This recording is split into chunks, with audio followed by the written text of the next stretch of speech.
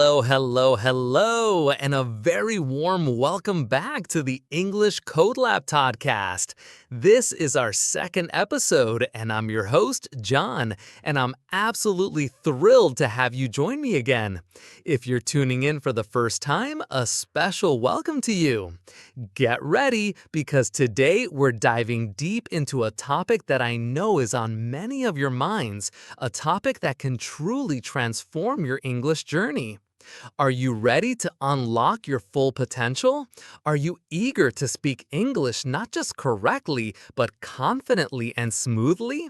Well, you're in the right place, because today we're talking all about how to improve your English fluency.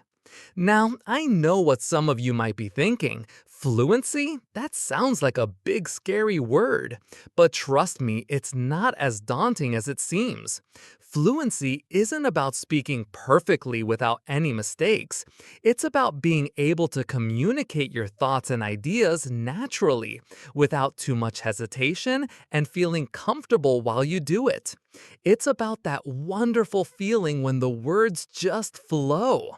And today, we're going to explore some practical, enjoyable ways to get you there, step by step. So, grab a cup of your favorite beverage, get comfortable, and let's embark on this exciting journey together. You might be surprised at how much progress you can make with just a few simple shifts in your approach. Let's get started. Before we dive into the core of today's episode, I want to take a moment to thank all of you who tuned in to our first episode. Your feedback has been incredible, and it truly motivates me to keep bringing you valuable content. We received so many wonderful messages and questions, and it's clear that there's a real hunger out there for practical advice on improving English skills. That's exactly what we're here for at English Code Lab, to provide you with the tools, strategies, and encouragement you need to become a confident and fluent English speaker. So, if you haven't already, make sure to check out our first episode, where we laid some important groundwork for your English learning journey. And if you're enjoying what you hear, please consider subscribing and sharing this podcast with your friends. Your support helps us reach more learners and build this amazing community. Now, without further ado, let's get into today's topic. What is fluency really? Before we jump into the how-to, let's clarify what we mean by fluency. As I mentioned, it's not about perfection. It's about ease and naturalness. Think of it like riding a bicycle. When you first learn, you're wobbly, you think about every pedal stroke, every turn of the handlebars. But with practice, it becomes second nature. You don't consciously think about balancing, you just ride. English fluency is similar. It's about reaching a point where you're not constantly translating in your head or searching for words. You're expressing yourself, and the language becomes a tool, not an obstacle. And that, my friends, is a truly liberating feeling. Let's elaborate on this a bit. Imagine you're having a conversation with a native English speaker. If you're constantly pausing, searching for the right word, or struggling with grammar, the conversation can feel strained, right? But when you're fluent, even at a B1 level, you can keep the conversation flowing. You might still make mistakes, and that's perfectly fine. The key is that you can convey your message effectively, and your listener can understand you without too much effort. It's about the flow of communication, not the absence of errors. It's about being able to express your personality, your humor, and your ideas without feeling held back by the language itself. This is what we're aiming for: a comfortable, natural, and effective communication. Tip 1. Embrace the power of listening and active listening. This might sound obvious, but it's incredibly powerful. You're already doing it by listening to this podcast.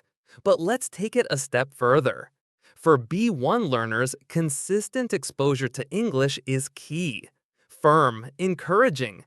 Don't just listen passively. Engage with what you hear. Here's how. Podcasts like this one. friendly, suggestive. Find podcasts on topics you genuinely enjoy. It could be history, science, storytelling, or even comedy. The more interested you are, the more you'll absorb. Try to listen to a variety of accents too. You'll be amazed at how quickly your ear adapts. To make this even more effective, try to find podcasts that offer transcripts. You can read along as you listen, which helps connect the spoken word with its written form, improving both your listening comprehension and your vocabulary. After listening, pause and try to summarize the main points in your own words. This active recall is a powerful learning tool. Music, playful, engaging. Sing along to your favorite English songs. Look up the lyrics, understand the meaning, and try to mimic the pronunciation. Music is a fantastic way to internalize rhythm and intonation. Don't just listen, actively participate. Try to identify new words or phrases and then use them in your own sentences. You can even create a song journal where you write down new vocabulary and expressions you learn from music. Movies and TV shows. Practical, step by step. Start with subtitles in English. As you get more comfortable, try watching without subtitles or with subtitles only for difficult parts. Pay attention to how native speakers connect words, their expressions, and their natural pauses. Don't be afraid to rewatch scenes. Repetition is your friend. For a B1 level, sitcoms or animated shows can be great because the language is often more conversational and the plots are easier to follow. Try to pick up on common idioms and slang. You can also try shadowing short phrases or sentences from the show to improve your pronunciation and rhythm. Active listening exercises. Proactive, challenging. After listening to a short segment, try to summarize what you heard in your own words. Or if you're listening to a conversation, try to predict what the next speaker might say. This trains your brain to process English more quickly and efficiently. Another great exercise is to listen to a short news report or a simple story and then try to retell it to a friend or even to yourself. This forces you to use the vocabulary and grammar you've just heard, solidifying your understanding and improving your ability to produce English naturally. Remember, your brain is a sponge. The more quality English input you give it, the more it will have to work with when it's your turn to speak. It's like filling up your linguistic gas tank before a long journey. The more you listen, the more familiar you become with the natural rhythm and flow of English, which is crucial for developing fluency. It's not just about understanding words, but understanding how they fit together to create meaning and convey emotion. So immerse yourself in English sound. Tip 2. Speak, speak, speak, even to yourself. This is where many learners feel a bit shy, and I completely understand that. It can be intimidating to speak a new language, especially when you feel like you might make mistakes. But here's the secret. Mistakes are part of the learning process. Every mistake is a step closer to fluency. So how can you practice speaking without feeling overwhelmed? Talk to yourself. Yes, you heard me right. Narrate your day. Describe what you're doing, what you're seeing, what you're thinking. For example, as you're making breakfast, you can say, I am making coffee. I need to add sugar. The toast is almost ready. This helps you activate your English vocabulary and grammar in a low-pressure environment. You can also practice describing objects around you or even your feelings. The goal is to get comfortable forming sentences and expressing yourself without the pressure of a real conversation. This internal monologue is a powerful tool for building confidence. Shadowing. This is a fantastic technique. Find an audio clip or video of a native speaker, a short one, maybe 30 seconds to a minute. Listen to it, then try to repeat exactly what they say, mimicking their pronunciation, intonation, and rhythm as closely as possible. It's like being an echo, and it really helps with muscle memory for your mouth and tongue. Start with short sentences and gradually increase the length. You can find many shadowing exercises online or simply use clips from your favorite podcasts or TV shows. This practice trains your mouth and brain to produce English sounds and rhythms more naturally, reducing hesitation when you speak. Find a language partner. If you can, find someone to practice with. It could be a friend, a language exchange partner online, or even a tutor. The key is to have real conversations. Don't worry about being perfect, focus on communicating your message. There are many apps and websites dedicated to connecting language learners. Even short, regular conversations can make a huge difference. Try to set a goal for each conversation, like using 5 new vocabulary words or practicing a specific grammar point. Remember, the more you use the language in real time, the more fluent you'll become. Record yourself. It might feel a bit strange at first, but recording your voice can be incredibly helpful. Choose a topic, speak for a minute or two, and then listen back. You'll notice areas where you can improve your pronunciation, word choice, or sentence structure. It's a great way to become your own English coach. Don't be discouraged by what you hear. Instead, use it as a diagnostic tool. Identify 1 or 2 areas to focus on for your next recording, and you'll see gradual improvement over time. Join online communities. Community-focused, inviting. There are many online forums and groups where English learners connect. Participate in discussions, ask questions, and share your thoughts. Even typing in English helps reinforce your language skills. These communities provide a safe space to practice, ask questions, and get feedback from other learners and sometimes even native speakers. Don't underestimate the power of written practice in improving your overall fluency, as it helps you organize your thoughts in English. Remember, speaking is a skill, and like any skill, it improves with practice. Don't wait until you feel perfect. Start speaking now, and perfection will follow. The more you put yourself out there, even in small ways, the faster you'll build the confidence and muscle memory needed for true fluency. Tip 3. Expand your vocabulary and grammar naturally. While direct study of vocabulary and grammar is important, integrating it into your fluency practice makes it stick. For B1 level, you're building a solid foundation, and the goal is to use what you learn. It's not just about knowing words and rules, but about being able to use them spontaneously and accurately in conversation. Contextual learning. Practical, insightful. Instead of memorizing long lists of words, try to learn new vocabulary in context. When you encounter a new word while reading or listening, try to guess its meaning from the surrounding sentences. Then look it up and try to use it in your own sentences immediately. This makes the word more memorable and helps you understand how it's used naturally. For example, if you hear the word ubiquitous in a podcast, don't just look up its definition. Try to understand why it was used in that specific sentence. Then try to create 3 different sentences using ubiquitous in various contexts. This active engagement with new words will embed them much more deeply in your memory. Phrasebooks and collocations, emphasizing naturalness. English isn't just about individual words, it's about how words go together. Pay attention to common phrases and collocations, words that often appear together like make a decision or take a break. Learning these as chunks will make your English sound more natural and fluent. For instance, instead of saying do a mistake, native speakers say make a mistake.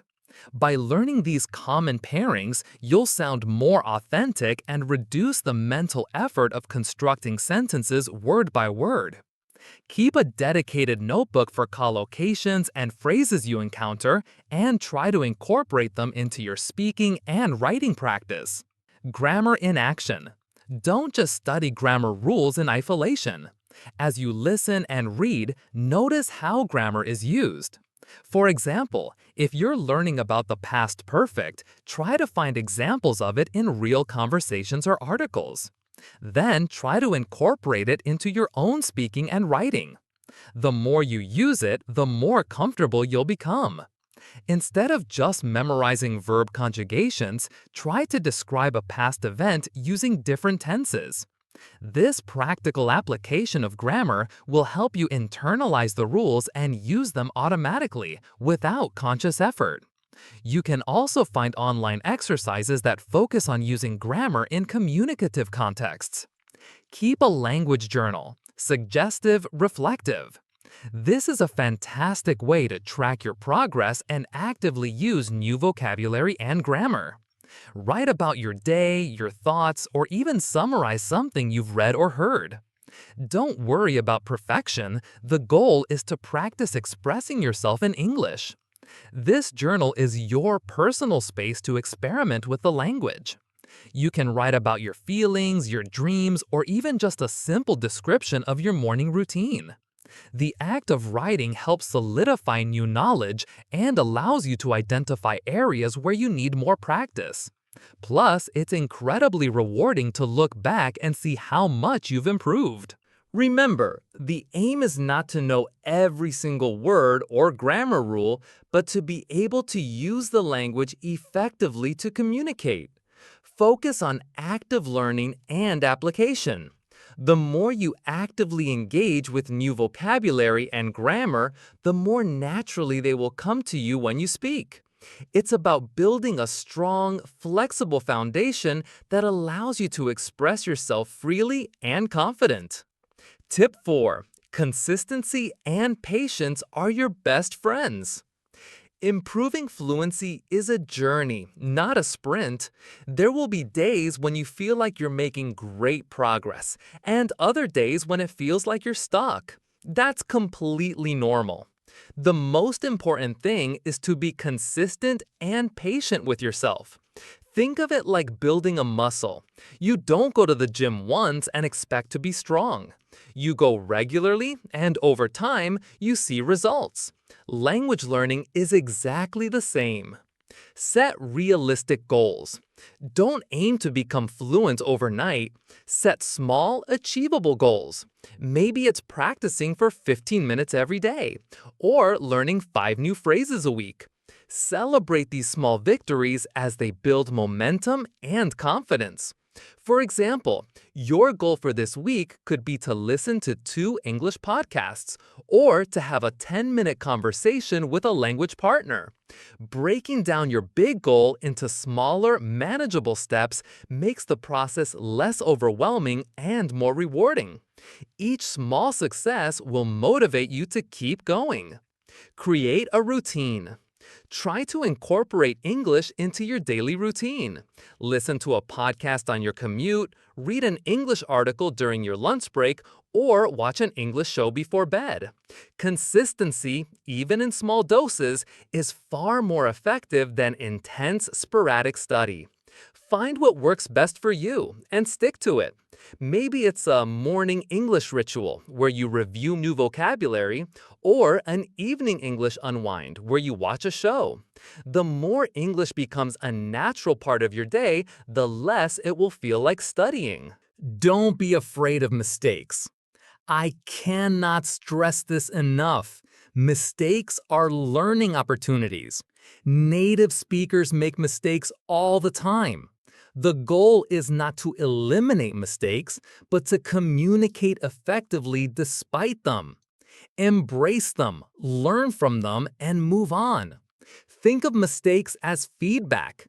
They tell you where you need to focus your attention. If you're constantly making the same grammar mistake, that's a sign to review that specific rule. The fear of making mistakes is often a bigger barrier to fluency than the mistakes themselves. So, be brave, speak up, and learn from every interaction. Find your motivation. Why are you learning English? Is it for travel, work, connecting with people, or simply for personal growth? Keep your motivation in mind, especially on those challenging days. It will fuel your perseverance. Write down your reasons for learning English and put them somewhere you can see them every day.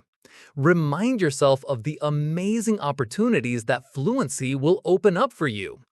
Connect with other learners, share your struggles and successes, and inspire each other. A strong why will help you push through the how. Remember, every single step you take, no matter how small, brings you closer to your goal. Be kind to yourself, celebrate your progress, and enjoy the process. Fluency isn't about perfection, it's about progress, and every little bit of progress counts. So keep going, keep learning, and keep growing. Wrapping up and your turn to share. And that brings us to the end of another exciting episode of the English Code Lab podcast. I truly hope these tips on improving your English fluency have been helpful and inspiring. Remember, the journey to fluency is unique for everyone, and it's filled with exciting discoveries and continuous growth. We've covered a lot today, from the importance of active listening and consistent speaking practice to expanding your vocabulary and grammar naturally, and finally, the crucial role of consistency and patience.